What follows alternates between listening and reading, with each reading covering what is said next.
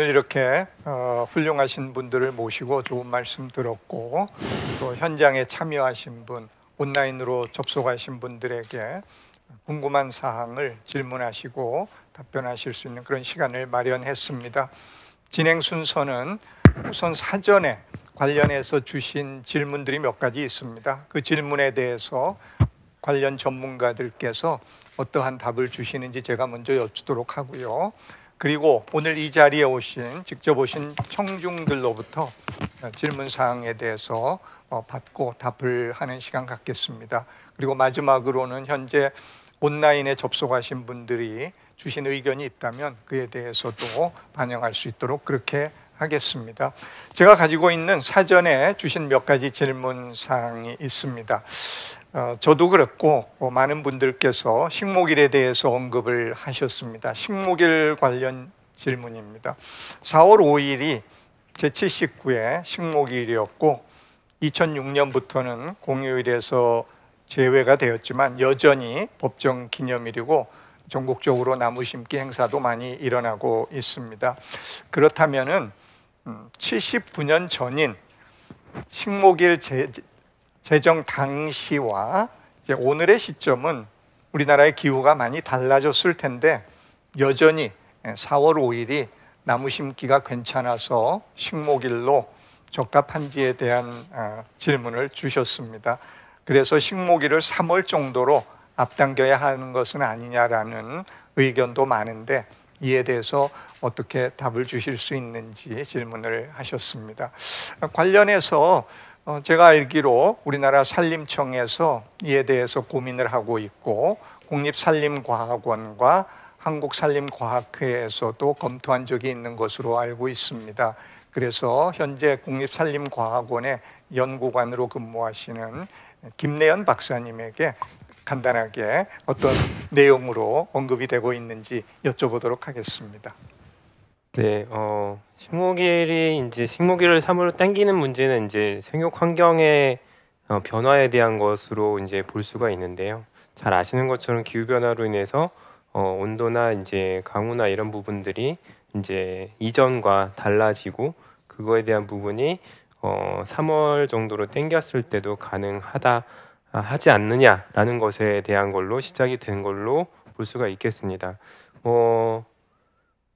잘 아시는 것처럼 이제 그러한 변화는 이제 발생이 되고 있고 그것들이 과학적인 모니터링을 통해서도 이제 자료화가 만들어지고 있습니다. 그 얘기는 나무의 생장을 중심으로 봤을 때 환경적으로는 식목일을 당겨도 될 것이다 라는 거에 대해서는 이제 과학원뿐만 아니라 여러 교수님들과 이런 과학적인 내용을 다루는 분들께서는 이제 계속 얘기를 하고 있는 부분이라고 생각이 듭니다.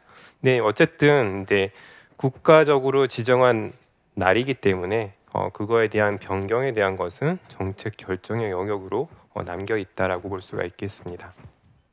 좋은 답변 고맙습니다. 제가 정리를 해보자면 기후변화 많이 일어났고 앞으로 당겨도 크게 문제는 없을 것으로 생각이 되나 이것은 국가에서 정한 법정 기념일이기 때문에 정책적인 판단이 필요한 단계에 있고 산림청에서 그 부분을 고민하고 있다. 이렇게 정리가 될 것 같습니다. 두 번째 관련해서는 산림 탄소의 흡수량, 저장량 이것들이 산림이 얼마나 가치가 있느냐를 판단하는 데 매우 중요합니다. 그렇다면 그것을 정량적으로 계산을 해내야 될 텐데 과연 우리가 계산하고 있는 현재의 방식이 국제적으로 통용이 되는지 또는 국가별로 그렇게 다른 방법을 사용해도 문제가 없는지가 궁금하다는 의견들이 있었습니다. 또 만약에 국가별로 다른 측정 방식을 사용한다면 어떤 문제는 없는지 이런 것도 추가 질문이었습니다.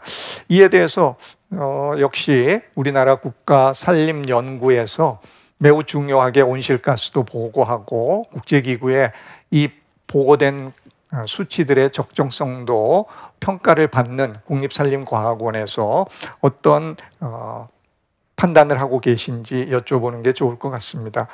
다시 인기가 많은 우리 김내연 박사님에게 답변을 부탁을 드리겠습니다. 네, 지금 현재 국가 단위에서는 그러니까 기후변화 협약에 가입되어서 파리 협정을 지금 이행하고 있는 NDC를 낸 모든 국가는 모두 동일한 방법론으로 국가원칙가에서 인벤토리를 평가해서 보고하도록 되어 있습니다. 그거의 기준은 IPCC 2006 가이드라인이고요. 그 이유는 동일한 방법론으로 합의된 방법론으로 보고를 해야 방법론적으로 일관성을 확보할 수 있고, 그리고 국가별로 비교가 가능하고, 그리고 IPCC가 이제 개발한 방법론을 적용함으로써 정확한 통계적인 평가가 된다라는 부분입니다. 그래서 이제 지금 현재 모든 국가들이 동일한 2006 가이드라인을 적용을 요구받고 있는 상황이다라고 볼 수가 있겠고요. 아직 2024년 올해 말까지 제출해야 될 첫 번째 BTR이 다 제출이 안 돼 있어서 국가별로 차이가 어떻게 발생하는지는 현재로서는 모두 투명하게 알 수는 없습니다. 다만 IPCC 지침도 이제 보고 섹터라든지 거기에 대한 산정식은 다 제공을 하고 있습니다. 그런데 이제 국가별로 이제 확보하고 있는 통계, 활동 자료라는 통계와 국가별로 이제 개발할 수 있는 배출 계수, 이런 부분들이 이제 좀 차이가 발생할 수 있습니다. 그 수준의 차이가. 그 활동 자료와 배출 계수의 그 품질이 이 국가별로 보고하는 통계에 차이를 발생시킬 수 있는 원인은 될 수 있습니다. 그렇지만 이제 200개나 되는 국가들이 모두 동일한 수준의 보고를 할 수가 없기 때문에, 그러한 동일한 능력을 갖출 수가 없기 때문에 파리 협정에서도 그러한 부분에 대한 유연성은 제공을 하고 있고요. 만약에 방법론을 다르게 적용한다고 하면 파리 협정의 목표 이행이라든지 국가가 제출한 NDC에 대한 이행 평가가 불가능합니다. 왜냐하면 모든 국가가 동일한 방법론을 적용하지 않는다면 그 통계를 합했을 때 이게 배출량에 대한 것을 정확하다라고 할 수가 없기 때문에 그 동일한 그 이행 평가에 대한 것을 달성했다 못했다를 우리가 얘기하기는 어렵게 되겠습니다. 네, 정말 명쾌하게 답을 해주셨습니다. 정답은 IPCC에서 정한 방법에 의해서 해야 된다, 이렇게 말씀드릴 수 있겠습니다. 물론 약간의 융통성은 있지만 기본적으로 IPCC에서 정한 가이드라인을 따라서 정량적으로 평가를 해야 된다라고 말씀드릴 수 있습니다. 이수경 박사님께서 아주 흥미로운 자료들을 보여주셨습니다. 최근에 개발된 기술로 산림에서의 탄소량을 아주 빠른 속도로 정확하게 측정할 수 있는 내용들이 포함이 되어 있습니다. 관련해서 이런 질문이 있었습니다. 인공위성이나 AI 등 첨단 기술 활용이 산림 가치의 정량화에 어떻게 기여하고 있는지, 그리고 산림의 모니터링을 고도화한다면 앞으로는 어떠한 기술이 더 필요한지 질문입니다. 이 박사님 답변 부탁드립니다. 지금 제가 이제 발표를 할 때는 사실 이 케이스를 어디에다가 저희가 활용을 했는지에 대해서는 사실 상업화가 부분은 조금 부족했었는데요. 실제 저희는 회사이기 때문에 이윤 가치를 창출하는 측면에서 계속 기술 개발을 하고 있고 납품을 성공을 했는데, 일단은 앞서 이제 김정인 교수님께서 말씀해 주셨던 대로 인도네시아가 기후변화에서 또 굉장히 핫 이슈인 국가입니다. 인도네시아에 가장 큰 목재 회사가 있습니다. 코린도라는 목재 회사이고요. 아마도 아시는 분들은 아시겠지만 인도네시아에 있는 약간 삼성 같은 우리나라 대표님께서 계시는 회사인데, 거기에서 저희 기술을 활용을 해가지고 지금 산림 면적을 더 이상 넓히지 않으면서 그 나라의 이제 법을 준수하면서 가지고 있는 임야에서 어떻게 하면 건강성 있고 생산성 높은 나무들을 식재해가지고 이용할 수 있을까에 대한 이런 기술들을 충분히 저희 거를 이제 활용을 하셔가지고 진행을 하시겠다라는 말씀을 하셨습니다. 그래서 저희가 최근에 계약을 성공을 했고요.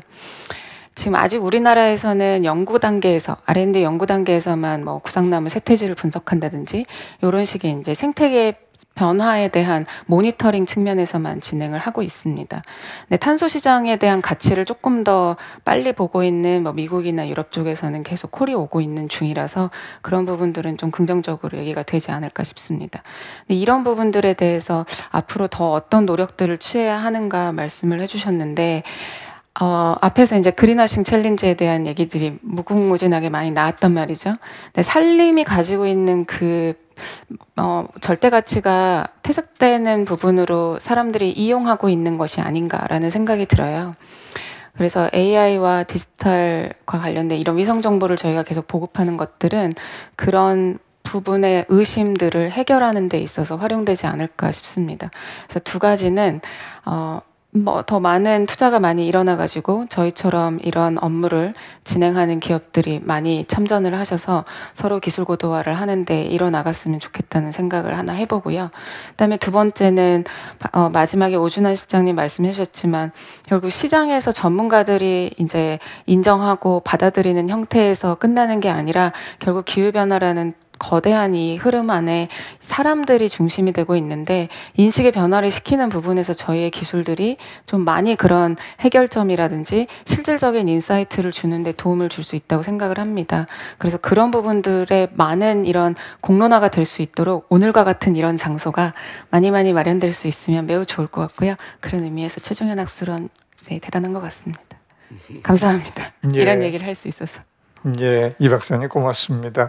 그래서 현실적으로 실제 산림가치 정량화에 활용하고 있는 사례가 있다는 말씀과 아울러서 이러한 기술이 오용되지 않도록 명확하게 하는 정보의 투명화를 가기 위한 기술은 또 반드시 수반되어야 되지 않느냐는 좋은 제안의 말씀도 같이 주셨습니다. 이 박사님 고맙습니다.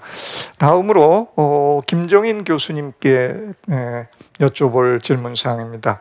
잘 아시는 NDC, 국가온실가스 감축 목표가 있는데 NDC 달성에 있어서 국의 감축 부분, 특히 개도국에 대한 산림 분야의 ODA 사업이 왜 중요했는지 물론 이제 발표하실 때 말씀을 해주시긴 하셨습니다만 이 NDC 상의 ODA의 산림 분야 중요한 배경을 좀 간단히 한 번 더 말씀해 주실 수 있을까요? 네, 지금까지 ODA나 이런 데는 뭐 물이라든지 뭐 예를 들어서 교량이나 이런 것들을 많이 해왔지만 실질적으로 이제 대규모 투자가 들어가고 그러다 보니까 이제 ODA 말고 EDCAP라고 그래서 이제 융자를 해서 받아가는 그런 형태들을 했지만 ODA 같은 거의 순수성은 여전히 이제 그거에 지역화 시키는 것들을 장기화 시키고 지속 가능화 시키는 거가 가장 큰 ODA의 목적이기도 하고 현지화 시키는 거가 목적이기도 하니까 그런 면에서 봤을 때 산림이 굉장히 좋죠. 산림 파괴도 막고 지역 일자리도 창출시키고 그리고 지속 가능하게 갈 수 있고 그리고 제일 중요한 기후변화의 아주 중요한 부분이고 그렇기 때문에 세계 곳곳에서도 이제 이런 ODA의 사업에 대한 부분들을 이제 좀 수정하면서 산림 쪽에 대한 부분들을 많이 나가고 있고 일본의 자이카 같은 데서도 굉장히 많은 관심들이나 이런 투자를 가지고 있기 때문에 그것이 아마 큰 역할하고 같이 가지 않나 이런 생각이 듭니다. 네. 예, 고맙습니다. 앞으로 우리나라도 ODA를 더 확대할 계획이 있고 그런 측면에서 본다면 이 NDC 달성 부분에 있어서 산림 분야가 국외에서 감축되는 부분을 잘 반영할 수 있는 그런 장치와 또 실행력이 필요하지 않을까 그런 생각을 해보게 됩니다. 다음으로는 오준환 실장님께 해당되는 질문인 것으로 생각이 됩니다. EPC 메커니즘은 상용화 전 기술이 가진 탄소 감축 잠재력에 대한 민간 투자를 유도하는 전략입니다. EPC 도입에 앞서서 탄소 감축량을 정확히 추정하는 방법론이 필요해 보이는데 잠재적 탄소 감축량을 어떻게 해야 신뢰성을 확보할 수 있을지요? 그런 질문입니다. 오 실장님 아까 발표 때도 일부 언급을 하셨습니다만 조금 더 상세하게 답변을 해 주시겠습니까? 네, 알겠습니다. 결론부터 말씀드리면 사실 매우 어렵습니다. 무슨 말씀이냐면은 이미 발생한 탄소 성과를 크레딧으로 인정받는데도 상당히 어려운 부분들이 지금 현재 자발적 탄소 시장의 현실입니다. 그러다 보니까 사실은 아직 발생하지 않은 부분을 인정받는 것은 매우 어렵죠. 그래서 사실은 그 발생하지 않은 부분을 인정받는다기보다는 탄소 감축을 어떻게 정의하고 어떻게 매조할 것이냐라는 애초에 초기 단계에서부터의 소통이 매우 중요하다고 저는 생각이 듭니다. 그래서 지금은 많은 분들이 그린워싱 이슈라든지 탄소 감축, 자발적 탄소 시장 이런 이름들은 이제 많이 듣고서 많이 얘기들은 많이 하고 계시는데요. 실질적으로 이 탄소 감축이라는 것 자체가 얼마이어야 하는지, 그리고 탄소 감축을 조사하기 위해서 어떤 방법론으로 어떻게 했었을 때 그것에 대한 예측력은 어떻게 되는지에 대한 부분들이 우리 이제 인식이 더 많이 올라와야 되는데, 이런 인식을 글로벌하게 올리기 위해서 이미 글로벌한 그 움직임들은 있습니다. 이게 이제 미국의 크레인이라는 이제 프로젝트가 이미 이제 2018년부터 발생이 돼서 지금 여러분 잘 아시는 빌 게이츠 재단의 브렉스루 에너지 벤처스가 앞으로 탄소 감축의 임팩트를 예상을 해서 투자하는데 거기에 방법론으로 이미 쓰이고 있습니다.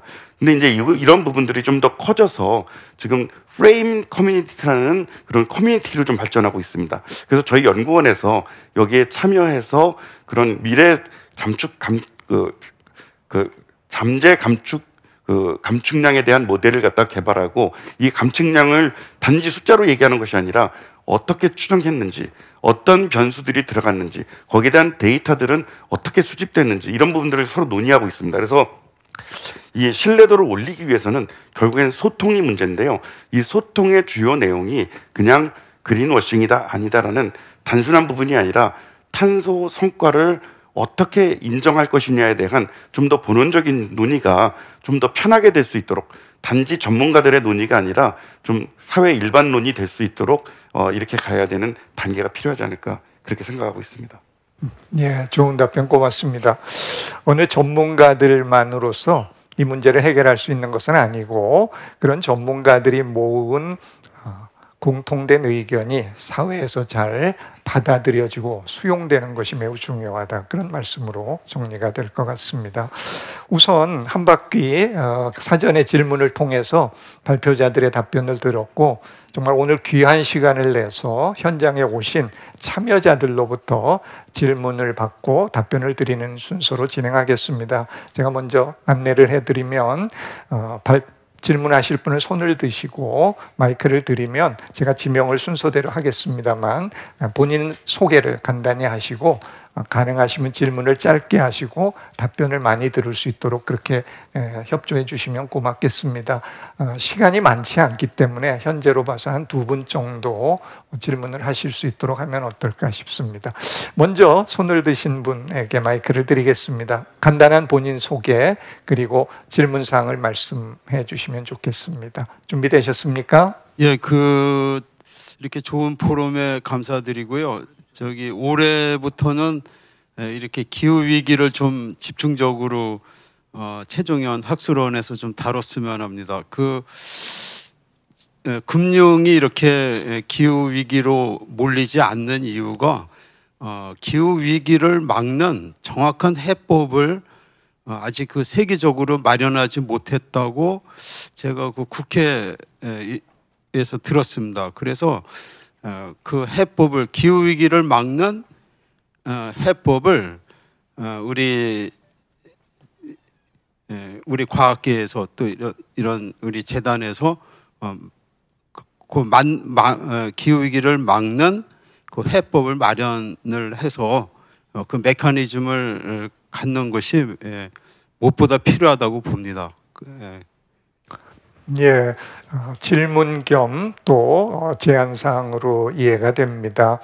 기후위기에 적절히 대응하기 위해서는 과학계에 합의된 지식의 공유와 또 이것이 법제화가 돼서 국가에서 실행할 수 있게 하는 그런 경로가 필요하다, 이렇게 이해를 했습니다. 혹시 관련해서 발표자들께서 지금 주신 질문에 대해서 추가로 하실 말씀이 있으실까요? 우리 김정인 교수님 추가하실 말씀이 있으시면 말씀 부탁드립니다. 다양한 그 기후 기술들이 나오고 있습니다. 아까 얘기했던 이제 DAC라고 하는 것은 공기 중에 있는 거를 직접적으로 받아서 하는 것도 있고, 오늘 나왔던 CCUS도 있고, CCS 이제 초기 단계이긴 하지만 그런 것들에 대한 노력들도 있고, 기술에 대한 공정의 획기적인 전환을 하려고 하는 것들도 있고, 그 다음에 이제 AI하고 또는 IT하고 접목돼서 건물 쪽 부분 같은 경우는 기존에 있는 거에서 이 AT를 붙였을 때, IT를 붙였을 때 정확하게요. 그러면은 에너지에 대한 효율이 20% 40% 정도까지도 더 개선시킬 수 있다라고 하는 부분들이 지금 곳곳에서는 사실 나오고는 있습니다. 그러니까 이제 이런 부분들이 이제 그 다 총합적으로 되면 기후 위기를 막는 해법들이 돼 있는데, 저는 의지의 문제도 굉장히 많이 필요하고, 재정에 대한 문제도 많이 필요하고, 그리고 그에 따른 또 국민들 특히 홍보와 교육을 통한 인식의 전환, 이런 부분들이 다 모든 게 합쳐져서 갈 때 저는 해법은 틀림없이 나올 수 있다라고 보고 있습니다. 개인적으로. 네. 예, 좋은 답변 네. 고맙습니다. 제가 이해하기도 기후변화 관련해서 이미 적용이 되는 법들이 꽤 있습니다. 그렇지만 저희가 체감하지 못하는 이유는 그러한 법들이 아주 강력한 실행력, 또 많은 재정적인 지원 체계와 함께 작동하지 않기 때문에 그런 측면이 분명히 있는 것 같습니다. 그것이 제대로 작동하기 위해서는 과학계는 물론이고 국회를 비롯한 법이나 정책을 하시는 분들의 협력이 필요하고, 무엇보다도 중요한 것은 현재 살고 있는 우리들이 또 미래 세대를 위해서 기후변화에 대응의 중요성을 인식해서 그것들에 대한 여러 행동들을 요구하는 깨어있는 시민의식이 기반이 아닐까, 그런 생각을 하게 됩니다. 그리고 그런 측면에서 보면 오늘의 행사가 과학적인 여러 증거들을 서로 나누고 또 의견들을 모아가면서 인식을 높이는데 기여하지 않았나, 그런 일종의 자화자찬입니다만 생각을 또 해보게 됩니다. 그러면 또 관련해서 우리 두 번째 손 드신 분에게 기회를 드리고, 시간이 제약이 돼서 한 분만 마지막으로 제가 또 질문하실 수 있도록 하겠습니다. 예, 말씀하시죠. 예, 기회를 주셔서 감사합니다. 저는 영남대학의 수자원환경공학을 전공했고 지금은 고향 문경에 와서 백두대간에 자리 잡고 있습니다. 오늘 이 최종연 학술원, 저는 온라인상에서 아주 애독자입니다. 그런데 처음 이제 오프라인에서 참석을 했는데요. 한 분한테 질문을 시간상 드리겠습니다. 이수경 이사님, 굉장히 의미 있게 경청을 했는데요. 우리나라 산림자원 실시간, 즉 사계 관리를 할 수 있는 것은 최근의 IT 기술, 이것만이 보장할 수 있다고 생각을 합니다.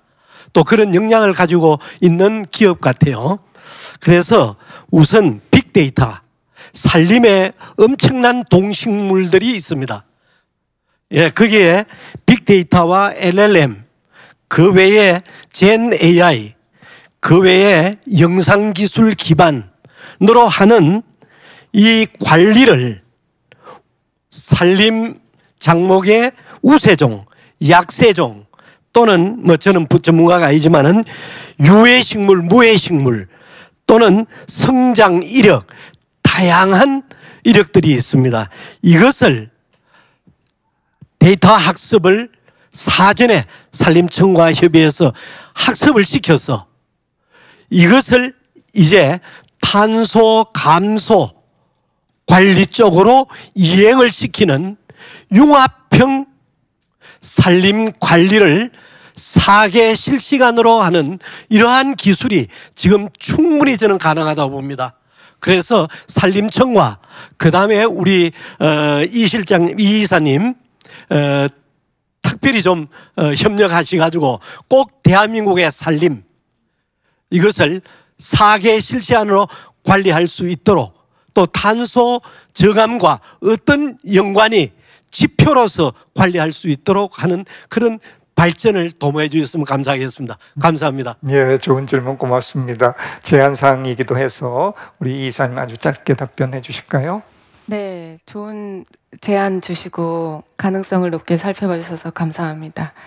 말씀드린 대로 이제 산림에서 어떤 피해가 발생을 하거나 앞으로 말씀하셨던 종에 대한 분석이나 이런 부분들은 학습 자료가 상당히 많이 필요합니다. AI는 사실 저희가 어떤 피딩, 어떤 먹이를 주느냐에 따라 얘가 똑똑해지기도 하고 안 좋아지기도 하거든요.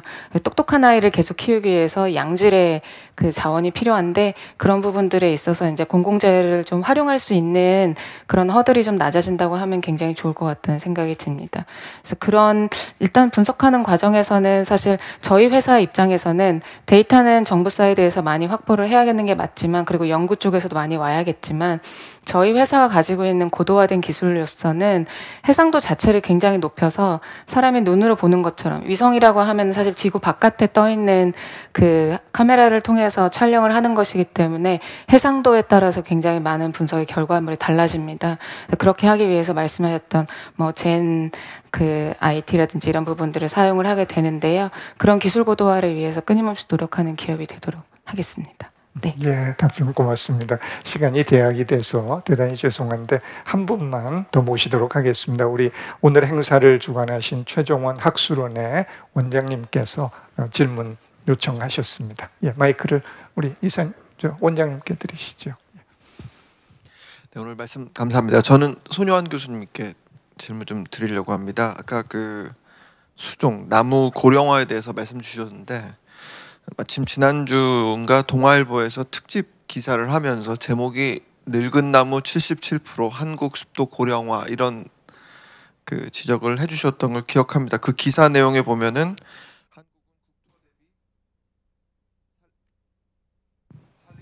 63%로 OECD 국가 중 4위인 반면 목재 자급률이 15%에 불과하다. 그래서 가지고 있는 나무는 많은데 제대로 활용하지 못하고 있다. 뭐 이런 뜻으로 좀 해석이 되는 것도 같습니다. 근데 그냥 나이브하게 생각해 보면은 그래서 잘 베고 거기에 심고 하면 되는 거 아닌가 싶은데 뭐 벌목에 대한 부정적 인식 때문에 그런 건지 혹은 제가 잘 모르고 있는 그렇게 베고 심는 게 간단한 문제가 아니어서 그런지 왜 이 문제가 자급률을 15%가 더 높일 수 있는 방법이 또 어떻게 높이는 것이 바람직한 방법인지에 대해서 송 교수님께 질문 드리고 싶습니다. 예, 정말 매우 중요하고 또 여러 논의가 합의가 필요한 질문으로 생각이 됩니다. 우선은 고령화가 됐다는 것, 숲이 노령화가 됐다는 것은 통계상으로 명확한 결과이고요. 그에 대해서 어떻게 할 것이냐의 문제인데 심고 가꾸고 베고의 순환이 필요한데 그 베는 문제에 있어서 현재 많은 국민들께서 나무 베는 것은 환경에 부정적인 영향을 줄 수 있지 않나는 그런 인식이 상당히 많습니다. 또 실제로 그러할 수도 있고요. 따라서 벌채 그 자체가 가지는 부작용, 예를 들면은 토사 유출이라든지 또 다른 생물 다양성을 훼손한다든지 할 수 있는 그런 가능성에 대해서 충분히 그 해소될 수 있는 과학적인 방법에 의한 벌채는 필요하다라는 말씀을 우선 드릴 수 있고요. 그런 과학적으로 부작용을 최소화할 수 있는 내용들로 산림을 관리하는 그런 방향성이 필요한 것이고, 그리고 현재 거의 85%의 목재를 수입해서 쓰고 있는데 그 목재의 용도에 따라서 우리나라에서 생산되는 목재 중에서 건축재나 큰 대형목으로 쓸 수 있는 것들은 아직 많지 않지만 그거와 용도가 다른 부분으로 쓸 수 있는 부분은 꽤 있는 것이고, 또 그동안에 나무를 많이 키웠기 때문에 이제 대형재로 쓸 수 있는 나무들도 점차 늘어나가고 있어서 그 비율은 앞으로 높아질 수 있지 않나 이렇게 생각이 됩니다. 그래서 정리를 하자면 산림에서의 순환형 임업은 필요하다. 그러나 그 과정에서 생길 수 있는 부정적인 인식을 또 부정적인 효과를 줄일 수 있는 최선의 과학적인 방법과 그것들에 대한 인식의 공유가 필요하고, 앞으로 우리나라 숲이 더 지금보다도 성장을 해서 더 성숙된 님이 가면 목재로 쓸 수 있는 부분의 여지도 늘어날 수 있겠다. 이렇게 정리를 할 수 있겠습니다. 예. 저희가 정말로 어려운 분들을 모셔서 많이 말씀을 더 듣고 질문을 받았으면 좋을 텐데 시간이 거의 제약이 된 것 같습니다. 그래서 정말 아쉽게도 온라인상에서 많은 분들이 질문을 해 오셨습니다만 다 해소해 드리지 못하는 점 정말 송구스럽게 생각하고, 오늘 발표해 주신 이 전문가들께 개별적으로 우리 학술원을 통해서 연락을 하시면 최대한 성의껏 답변을 해드리겠다라는 그런 약속의 말씀으로서 양해를 구하고자 합니다. 그러면 제가 마무리를 해야 될 시간이 된 것 같습니다. 저는 오늘 이 모임을 하면서 조금 나이브한 생각일 수는 있겠습니다만, 저희는 늘 나무를 다루기 때문에 산림 안에서도 여러 분야가 있습니다. 산림 경제도 있고, 산림 정책도 있고, 임상 가공도 있고, 물론 생태도 있고, 조림도 있습니다. 그러나 제가 다시 생각해 보니까 저희 산림 안에서 너무 갇혀 있었던 면이 꽤 있었구나.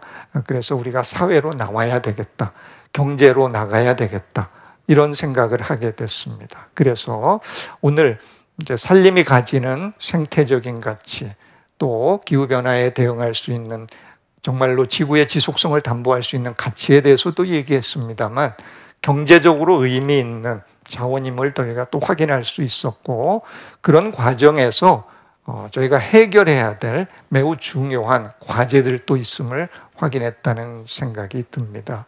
그래서 정말 의미 있는 행사였고, 이런 기회를 통해서 우리 사회가 또 전 지구가 지속 가능하게 할 수 있는 아주 작지만 단초를 마련했고, 저는 이렇게 마무리를 하고 싶습니다. 나무가 산에서 내려와서 우리 사회로 들어왔다, 이제 이렇게 얘기할 수 있습니다.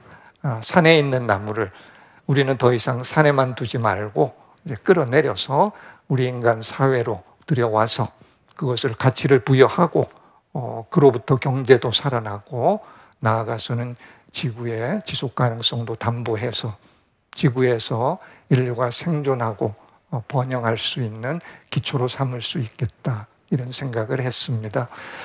마무리로 이런 귀한 행사를 마련하신 우리 최종현 학술원 관계자분들, 또 무엇보다도 귀한 시간을 내주신 현장에 계시는 청중, 또 접속해 주신 온라인에 계신 분들 정말 감사드리고, 귀한 발표해 주신 저는 빼고 나머지 네 분의 발표자들에게 정말 감사의 말씀드리면서 이것으로 저의 말씀을 마무리하도록 하겠습니다. 대단히 고맙습니다.